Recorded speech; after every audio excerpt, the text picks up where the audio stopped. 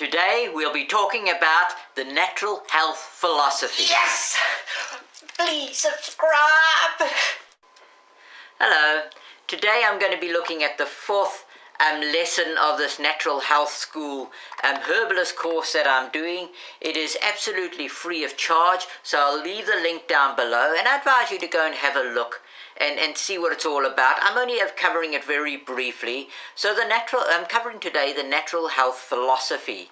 Now this is quite important because all natural health practitioners are healers, and they're people like herbalists and acupuncturists, aromatherapists, chiropractors. There's a whole host of other natural health healers, and they all have different ways of addressing illness and different ways of healing you. But they have this common thread, which is what they call the natural health philosophy. Now, natural health philosophy refers to things like beliefs and concepts and attitudes held by those that practice the natural health care. Now, this doesn't mean religious beliefs. There are some that still cling on to their religious beliefs, but the beliefs are much broader. Actually, Benjamin Franklin might have said it better. He once stated that God heals and the doctor takes the fees. Now, as witty as that sounds, I think it encapsulates the natural health philosophy that the body heals itself under the right circumstances very, very well. For example, if you get a bruise and your body has got plenty of vitamin C and everything else, the bruise will heal quicker. And the same sort of thing with the immune system. If your immune system is very well supported, then it'll tackle diseases and ailments and heal them more assuredly than any other way if you haven't. So according to natural health philosophy, the role of the healer is threefold. Now, the first is to locate and remove obstacles. Now, physically, that means if you get a cut and there's dirt and there's all sorts of stuff in there, to physically remove it out and clean up that wound and remove any foreign bodies, and then the body can heal quicker. Emotionally, well, that's emotional baggage that you've got, or emotional circumstances or trauma that you have to get over. So and this quite often manifests itself in physical illnesses. So if you can remove and address the emotional trauma or the emotional condition, your body will heal so much better. Now the second is to supply the body with all the nutrients and vitamins and everything else that it needs to function properly. And I think this really is all about diet and healthy living. And then the third role is to educate the patient as to the principles of good health. What is good health? What constitutes good health? What gives you good health? And so these are the three that sort of roles that they believe that a physician should take.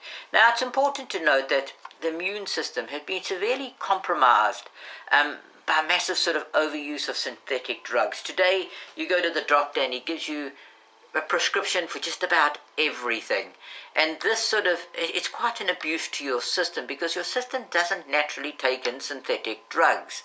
It leaves it up to the immune system.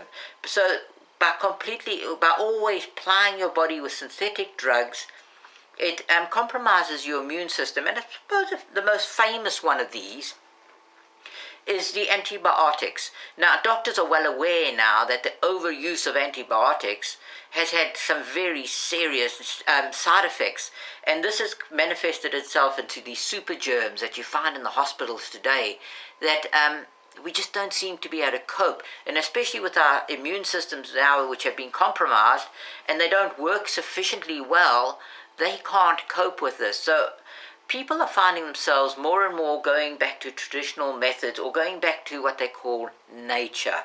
And they're returning to traditional health care like herbalism and acupuncture and the other alternative media to reinstate their body so that their body can start to heal themselves quite quickly. So this begs a question: are herbs a substitute for drugs?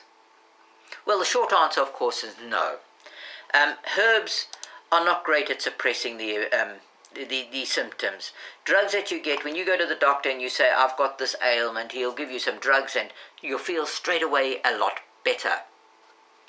But you aren't really better. The symptoms have been suppressed so you don't feel the symptoms, but the ailment is still there. Now, this is quite a big paradigm in thinking for us, because the herbs don't do that. The herbs go down to the cause of what is wrong with you, and they address that, and so that enables your body then to start healing yourself, and you will have the symptoms until you are healed. Now, this is quite difficult for modern man to sort of get his head around, because we used to, and everything is instant, everything is ready there. I've got a headache, I take a tablet. I've got this, I take that. I've got a cold, I'll take something else to suppress the symptoms so that I don't feel so bad. And it doesn't really matter whether I'm sick or not, as long as I can function. And we can't carry on like that, because this, builds up, and then in later years you get more and more sickness.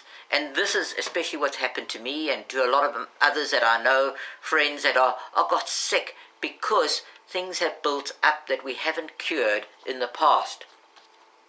So, this is a whole sort of story. It was Confucius that said we should only pay a doctor when we're well, and when we're sick we should stop paying him.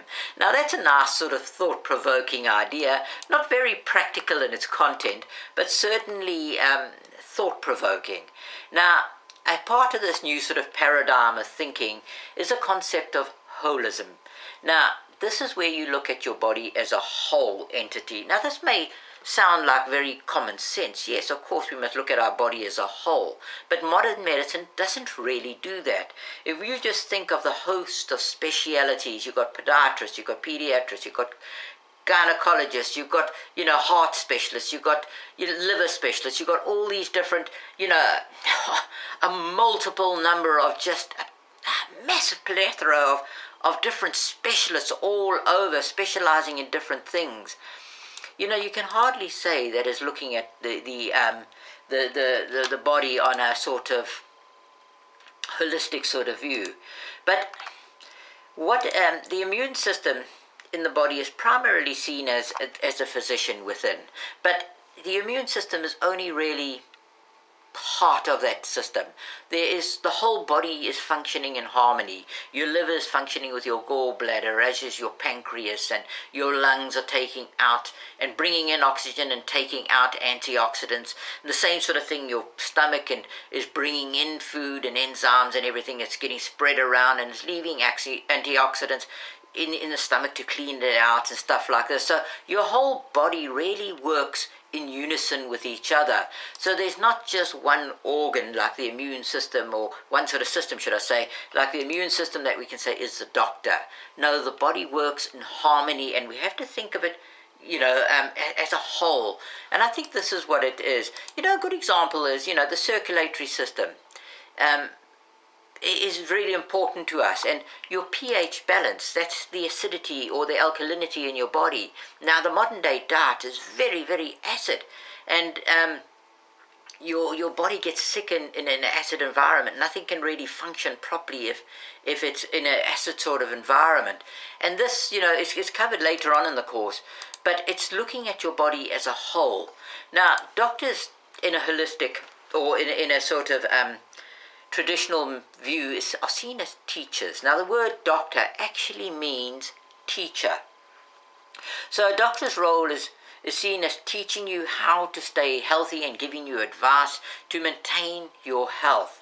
It's not just somebody that prescribes drugs and expects you to have good health and you can just carry on the same way as you've been going on before, because that is what made you sick in the first place. So it stands to reason that if we're going to look at our health, we can't rely on people outside of us, our doctors, to give us good health. We have to take some sort of responsibility for ourselves and say to ourselves, if we're going to be healthy, we are responsible for this.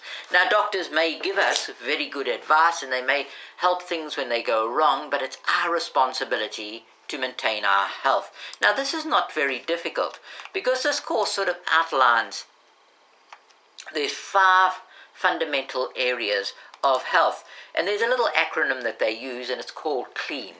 Now, the C is for cleansing, the L is for leisure, The E is for exercise, the A is for attitude, and N is obviously the nutrition. Now these just briefly mean, and they go into more detail than I'm going to go into it now, but briefly this is cleansing, is meaning giving your stomach a sort of good clean out, getting antioxidants in them and flushing your system out, because over 90% of the diseases come from your stomach, originate in your stomach, because that's where you're taking all the food and stuff like this. And so cleansing is absolutely essential to good health, and it should be done at least once a year, if not twice a year. Sometimes if you are really quite ill, you need to do it a little more often. But cleansing is really important, and it's cleansing all the organs, not only the stomach, it's cleansing out the liver and the pancreas and all sorts of stuff like that. Now the L for leisure means rest, relaxation, meditation or prayer in some cases, and sleep. Now, I'm not advocating that you become religious. I am, but that is my belief. But, certainly meditation, getting that sort of peace and quiet in your mind and relaxation is really important to calming your body down and getting it adequate rest. And because adequate rest is absolutely essential for physical and mental rejuvenation. It's more about the quality of the rest than the quantity. That you're having a good, deep sleep at night, that you're clearing your mind, and becoming at peace with yourself so that your body can rest as well. Then, of course, there's exercise. Now, it's advocated on this course that you get at least between 15 and 20 minutes of rigorous exercise, and this is a sort of aerobic type that gets your heart pumping and you're breathing heavily. This increases the circulation around the body and it regulates your blood sugar levels, and of course it promotes a better sleep as well. And if you are ill, it's always best to sort of go to your doctor and let him have a look and see what he can do for you as far as what sort of exercise. He might suggest something more gentle like walking, but maybe for a longer period and building it up so that you're getting a good aerobic sort of exercise as well. Now the A for attitude, this is our internal dialogue that we have, that we tell ourselves, how we see ourselves, how we see people, either consciously or subconsciously. A good attitude is a buffer against things like stress and disease. A negative attitude will cause your body to release chemicals that might be inappropriate for the situation and therefore detrimental to your health. For example, if you get angry about something that somebody's done that you can't really do anything about, you get really angry, that sort of promotes the rush of adrenaline to your body because it thinks it's a fight or a flight sort of situation, and your body gets ready to do some sort of extreme sort of exercise. But you don't end up doing anything. And so all that adrenaline gets shoved into your body, and your body doesn't quite know what to do on. And this sort of thing can bring things like heart attacks and all sorts, because suddenly it's got this rush of adrenaline. So it's only by our attitude of how we see things and how we judge things, whether we get angry or whether we don't. We've got to learn to control our emotions and our attitude towards things so we can become more peaceful, so that our body doesn't do things we don't really want it to do. Now, the last one is nutrition. Now, that is all about diets. It's important that we eat foods and a wide variety of foods. And today, I think we have to take supplements, because the food that we ate in the past had lots of packed with nutrients. But with the advent of sort of commercialization, of just putting in artificial fertilizers that the plants don't have to dig them up from the ground, and we go along with the NPK sort of thing, and we just work on the bare minimum to make the plants grow. But plants have a lot more nutrients than just what it requires it for it to grow. And those nutrients we normally absorb into our bodies, but commercialization by a large extent has done away with all that. And not only that, they've also splayed a plethora of chemicals on the plants, and so we're ingesting all these diseases all the time, and even now they started to genetically modify things. And so we no longer can get all our nutrition from the foods that we eat, or like they did in times past, because those things have sort of changed. And of course, in our diets, we're eating far more meat than we ever used to. Oh, we eat such a lot. We should only have about 20% of our diet being meat. Now, I used to love my meat. I used to love my barbecues, and the bigger and the thicker the steaks were, the better.